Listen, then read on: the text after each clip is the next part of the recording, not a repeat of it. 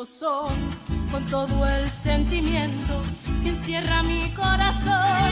Quiero cantarle a la vida, quiero cantarle al amor, quiero enredar en mi canto.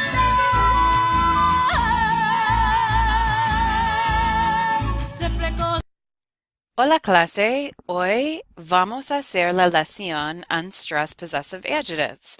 So the last lesson we did adjetivos, and so possessive adjectives just is a way to show possession. For example, my book, my song, ándale. So we just listened to la banda Mariachi Flor de Toloache y la canción se llama Son de Toloache. So this is an all-female mariachi band.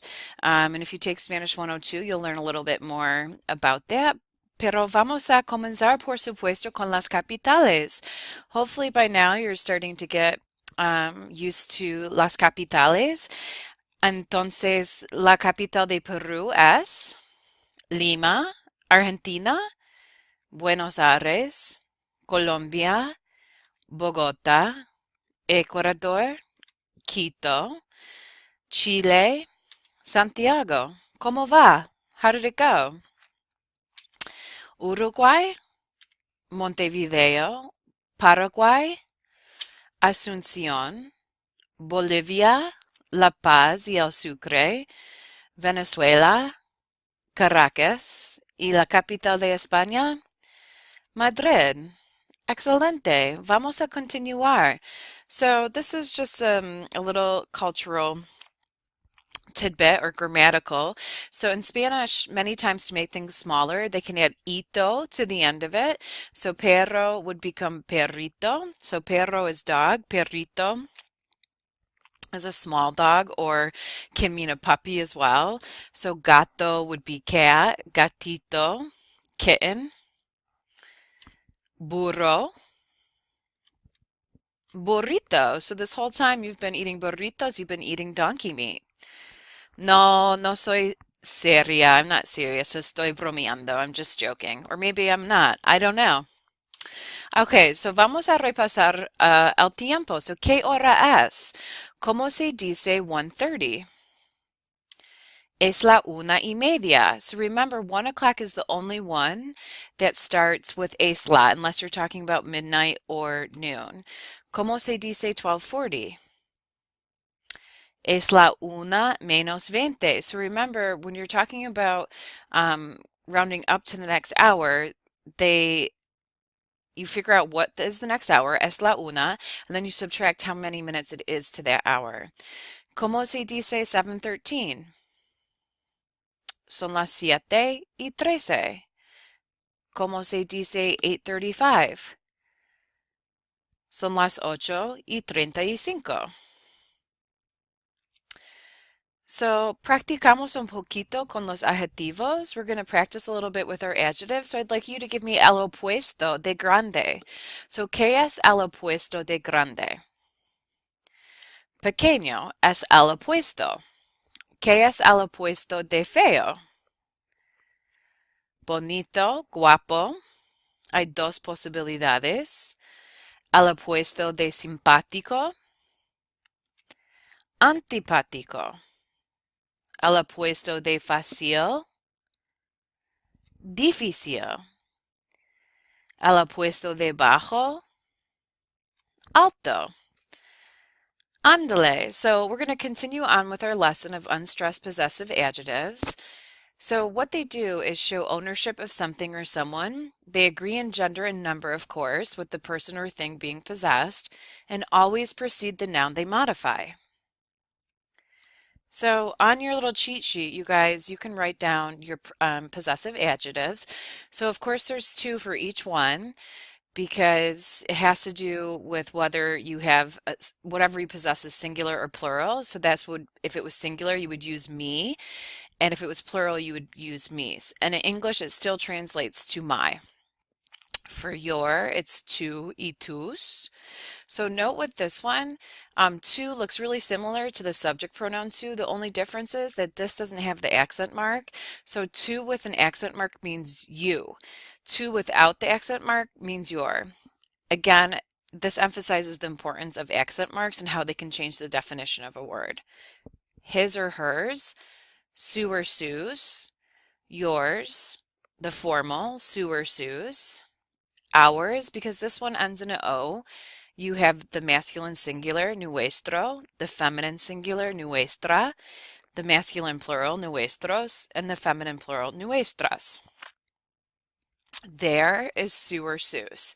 So obviously you can tell there's three different options where you could use su or sus.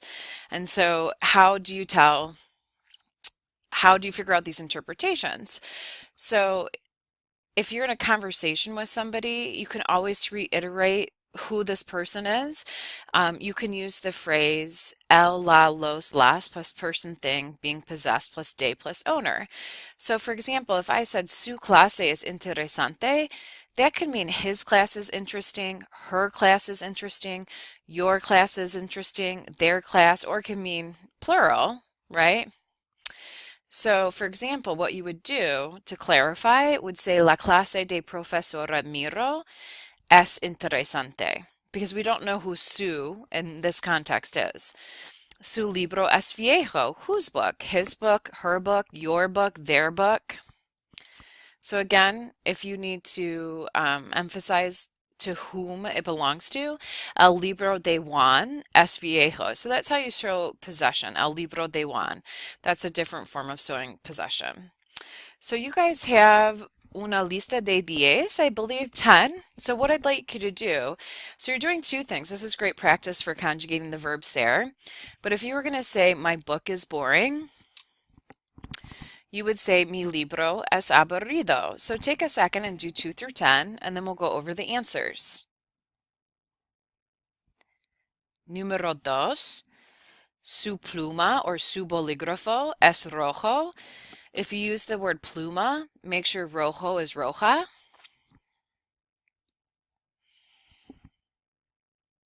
Número 3, his pens are red. Sus bolígrafos son rojos. So this is a great example, right? So this was his and this was his. But numero dos, he only possesses one pen, so it's su. In numero tres, he possesses more than one pen, so it's sus. So remember, it has nothing to do with the number of people.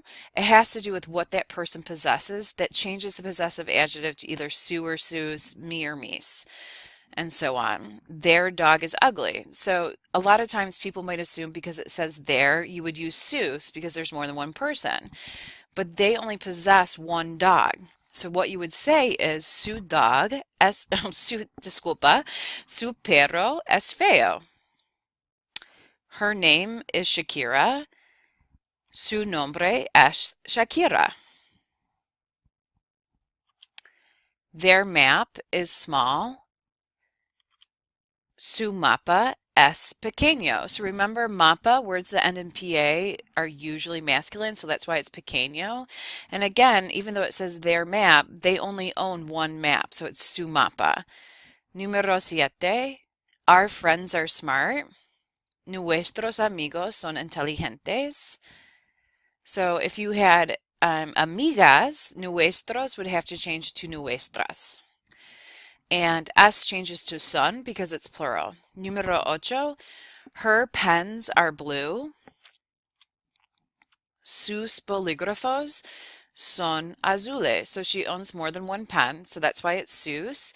Remember, azul, words that end in consonants, add es to make them plural, so that is why it's azules. Número 9, nuestro profesor es pelirrojo y loco. You also could have made this feminine. Nuestra profesora es pelirroja y loca. Y número 10, your dog is mean. Tu perro es antipático. So hopefully this gives you a general idea of using possessive adjectives. You'll see them more and more as we move forward in different sentences and so on. Vamos a continuar con mariachi, la música de mariachi, y nos vemos pronto. Me paso la vida embrujando, encierro mis pétalos blancos, secretos y anhelos de cantos. Soy flor de